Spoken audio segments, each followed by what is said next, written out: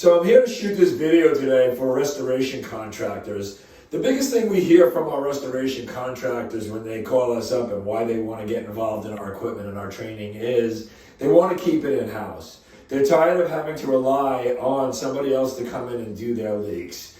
When something's damaged, when you have flood damage, first thing that's got to get done is A, it's got to get found, and B, it's got to get fixed.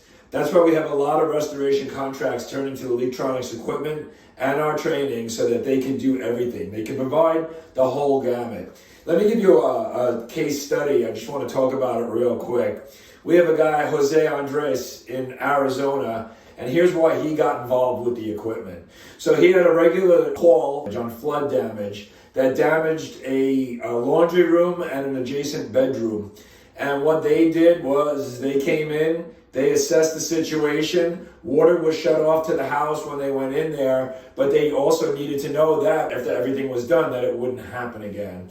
Well, somebody came in, did the leak detection, pointed it out. Somebody came in and did the repair. Then these guys come in and they do their restoration. They did some drywall work. They did some air blowouts. They did a lot of other things that they needed to do to get this situation right. Next thing we know, everything was put back. Customer moves back into the house. A couple of weeks after, there was another leak. It was about 15 feet away in another room. But now they had to start this whole process again. So they decided they wanted to learn from this mistake and keep leak detections in-house. Going forward, if there was another leak that was caused in another room, now these guys could go out, they could do the leak detection, they could perform the repair, and they could go on with their drywall and restoration work. For more information, visit Leaktronics.com and always check out our YouTube channel.